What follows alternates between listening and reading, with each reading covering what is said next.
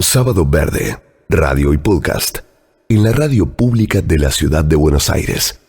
Soy Tomás Islián, tengo 25 años y nada, bueno, hace unos meses que busco independizarme, poder buscar un espacio para mí solo. Concretamente lo que me pasa en la ciudad de Buenos Aires es que los precios son exorbitantes para cosas cada vez más chicas.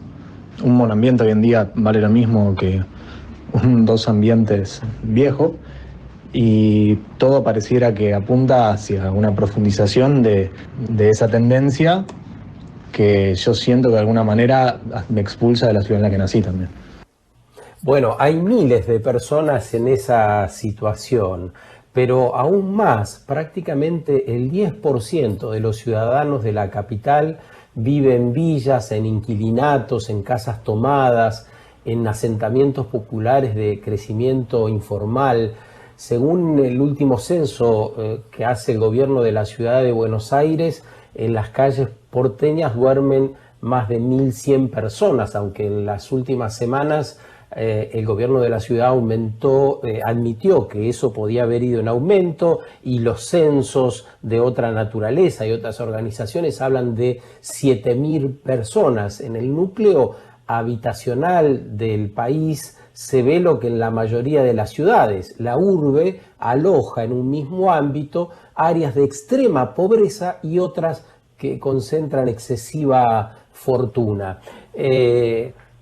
¿Cuántas familias no tienen dónde dormir? ¿Cuántas viven en condiciones de hacinamiento? ¿Cuántas alquilan? ¿Cuántas no pueden alquilar?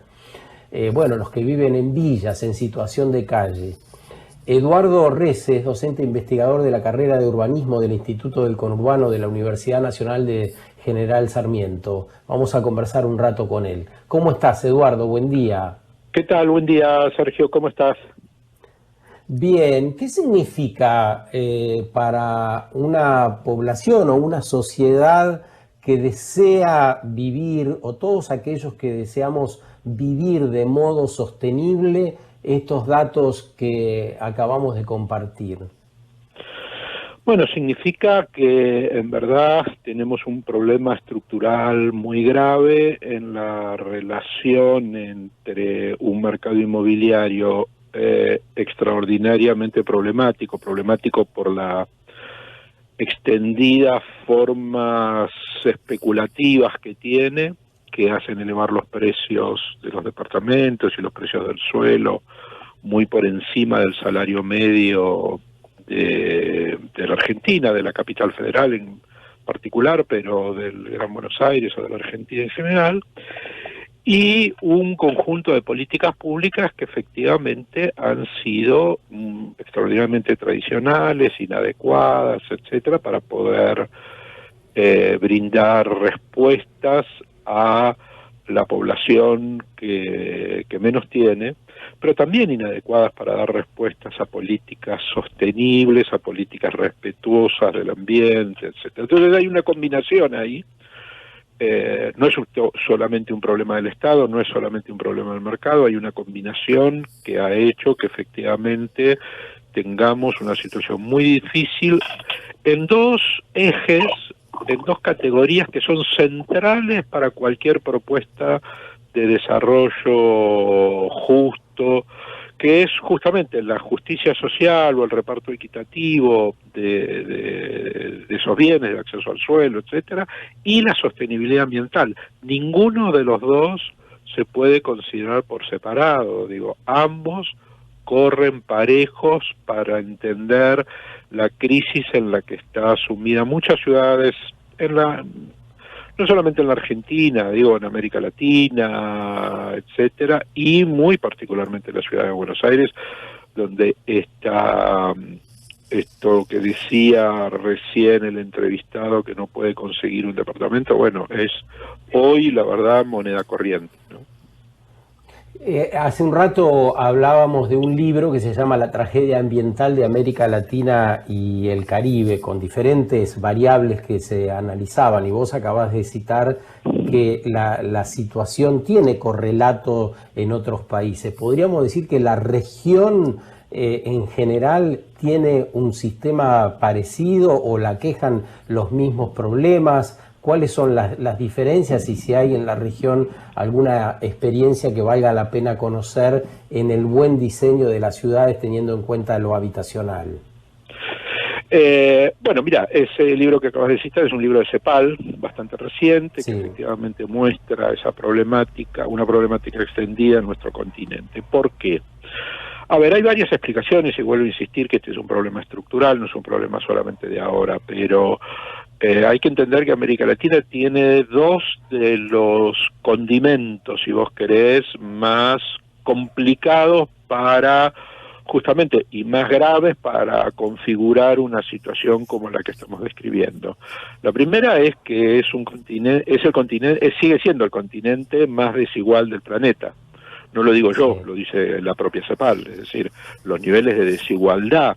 Fíjate que no estoy diciendo de pobreza, estoy diciendo de desigualdad, es decir, de diferenciación entre sectores, como vos hace un minuto dijiste, extraordinariamente ampulosos y viviendo con bueno, esto que algún pensador decía, bueno, América Latina es como Belindia, ¿no? Tiene la riqueza de Bélgica y la pobreza de la India, digo, todo mezclado. Entonces, primera cuestión que me parece, primer ingrediente de América Latina para explicar por qué hay rasgos comunes. No digo que la situación de Argentina sea igual a la de Ecuador o la de Ecuador igual a la de Brasil, etc., pero sí hay un conjunto de rasgos comunes. El primero es extrema desigualdad social, extrema desigualdad socioterritorial, que está agravada por la imposibilidad de acceder al suelo, a la vivienda digna, etc. La segunda es que es uno de los continentes más urbanizados del planeta. De hecho, la Argentina es un continente extraordinariamente urbanizado, un país extraordinariamente urbanizado. La Argentina no solamente es uno de los países más urbanizados del mundo, con un 92% promedio, pero con provincias, por ejemplo, como la provincia de Buenos Aires, que el 96% de su población vive en ciudades, sino que además la Argentina es muy antiguamente urbana. Ya en la década del 30 del siglo pasado, este país se podía considerar un país urbano porque más del 55% de su población ya estaba viviendo en ciudades. Quiere decir que tiene una población pésimamente distribuida en el territorio, muy concentrado en ciudades y muy concentrado sobre todo en un área metropolitana como la de Buenos Aires, en donde está la ciudad de Buenos Aires, que es 10 veces más grande que la segunda ciudad del país. Pensá que si la región metropolitana de Buenos Aires tiene unos 14 millones, Córdoba, que es la segunda con su área metropolitana, tiene apenas 1.400.000. Es decir, tenemos entonces dos condimentos muy importantes para entender por qué, y esto, digamos, se repite en prácticamente toda América Latina, no el Caribe, no América Central, etcétera, donde todavía hay países como Guatemala, básicamente rurales, o discutiendo todavía su entrada a una etapa. Eduardo, sí. en algún, ¿qué tal? Cruz te saluda, buen día. Hola, ¿qué tal? ¿Qué tal? Mencionaste nuestra inclinación, si se quiere, a vivir en urbes, y por lo menos acá en Argentina, en nuestra historia, y digo, nuestra identidad en términos de vivienda, es esa, digamos, tenemos una inclinación a construir ciudades, a vivir en ciudades. ¿Hay algo en nuestra identidad que nos lleva o que se ve representada en la urbanización de esta manera? Es difícil, por lo menos para mí, explicarlo en términos de identidad, pero efectivamente el hecho de que haga más de 100 años que este país es casi totalmente urbano, explica de que efectivamente haya una conformación identitaria que privilegia lo urbano. Y es bueno, a ver, como país muy urbano, históricamente ha tenido muchos movimientos de regreso al campo, de regreso a la naturaleza, etcétera, en toda su historia. En este momento en particular, por las condiciones generales, pero también por las condiciones particulares de la crisis sociosanitaria del COVID, etcétera, ha habido una enorme debate, o se ha puesto, digamos, en el escenario un enorme debate de regreso al campo, etcétera. yo no sé, creo que la audiencia conoce que hay inclusive varios proyectos de ley, no solamente en el gobierno, en el Congreso Nacional, sino también en muchas legislaturas provinciales, para aprobar leyes que creen incentivos y mecanismos de promoción para poder radicar población en áreas, en pueblos rurales, en áreas rurales, en volver a la producción rural, agroecológica. Hay media docena de proyectos. Mencionás estos proyectos que, bueno, de hecho el sábado pasado estuvimos desarrollando algunos de ellos. Perfecto. Y no puedo no preguntarte qué caminos posibles ves para descentralizar o para construir ciudades sostenibles. Digamos, queda clarísimo que ese comentario horrible que a veces acostumbramos a escuchar de hay que volver a empezar de cero, hay que tirar una bomba y empezar, o hay que irse sin planificación, digamos, son respuestas que no resuelven nada. Digamos, desde tu lugar como especialista en planificación urbana, tu lugar como arquitecto, como docente, ¿qué caminos posibles ves para empezar a vivir de una manera más sostenible? Mira, son muchos los incentivos que efectivamente se pueden aprobar y poner en marcha para producir, digamos, una suerte de vuelta a condiciones de vida más vinculadas con lo rural y con la producción agroecológica. Pero hay que entender de que este país se convirtió en un país urbano tan rápidamente, básicamente porque hubo un motor esencial, y sigue habiéndolo, perdón, no es que hubo y ahora no, y sigue habiendo lo que es el trabajo, que es el empleo. La radicación o la concentración del empleo en los centros urbanos define de una manera central la decisión de una familia de migrar hacia el campo o hacia una ciudad. Digo, es el empleo básicamente. No digo que no haya otros, pero digo, ese ha sido central. No es cierto que la gente migró en busca de vivienda. En su pueblo tenía vivienda, acá no. Digo, migró, y no es cierto tampoco, migró porque efectivamente hay condiciones de vida mejores, la escuela más cerca, etcétera, pero migró por una razón fundamental. El empleo se concentró en las ciudades. El empleo industrial, a partir, obviamente... Ahora, Eduardo, estamos ante un panorama que podría ser diferente. Ahora no necesariamente el empleo debiera estar en los centros de mayor concentración urbana, por los avances tecnológicos, claro, por los nuevos empleos, por la necesidad de regeneración, ¿no? Bueno, esto hay que ver cómo opera, pero efectivamente tenés razón, es decir, se ha producido, de hecho se ha producido una suerte de deslocalización de muchas familias a partir de la posibilidad de trabajar remotamente. Ahora bien, creo que esto no va a alcanzar. Todos estamos pensando y tratando de razonar qué impactos va a tener esto, y no es fácil calcularlo estrictamente, pero de lo que no me cabe duda es que esto no alcanza. Si no hay una lógica de incentivos a desarrollo, a políticas de desarrollo, o en políticas de desarrollo en el interior, pero sobre todo muy vinculado a la industrialización de lo rural, etcétera, bueno, va a ser muy difícil poder efectivamente tener impactos de gran escala o de gran movimiento, digamos, ¿no?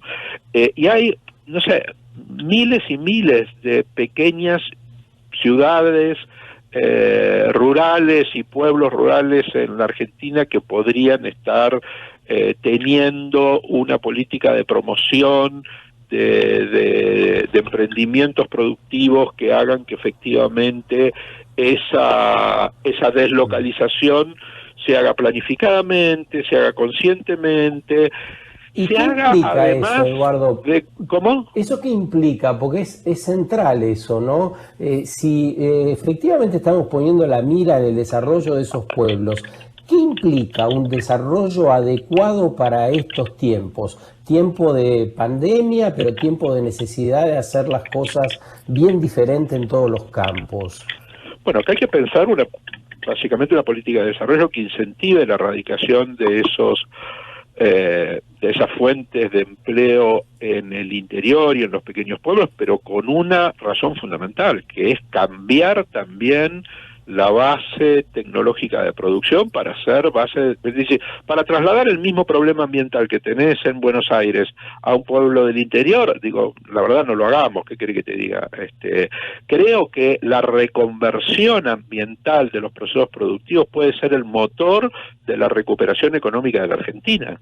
Digo, no solamente de la deslocalización de la gente al interior o de muchas familias al interior y de la industrialización del campo, sino el motor de lo que implica un cambio productivo relevante, una discusión de un cambio productivo relevante en términos de producción de alimentos, de producción de una cantidad de bienes con métodos, con procedimientos y con tecnologías respetuosas del ambiente, ¿no? Ese punto es un punto para mí central, porque además tampoco la producción argentina va a poder competir en el mundo si efectivamente no se reconvierte a formas productivas ambientalmente respetuosas. Vamos a hablar justamente de eso en un rato con Rubén Geneiro, que es el presidente del INTI, del Instituto Nacional de Tecnología Industrial. Así que nos diste el pie ideal, querido Eduardo. Claro, pero muchas gracias que por no este está, rato. Fíjate que no está divorciado, es decir, hábitat, producción al ambiental, contrario. Al contrario, digo, hay que pensar eso en conjunto. Muy bueno, que tengas un buen día, Eduardo. Igual, Sergio, todos y todas, un abrazo muy grande y gracias por la llamada. Eduardo Rece es docente investigador de la carrera de urbanismo del Instituto del Conurbano de la Universidad Nacional de General Sarmiento. La necesidad de lograr lugares habitables de mayor calidad, la necesidad de rediseñar el país y de atender qué vamos a hacer en esos espacios que habitamos. Sábado Verde, radio y podcast, en la radio pública de la ciudad de Buenos Aires.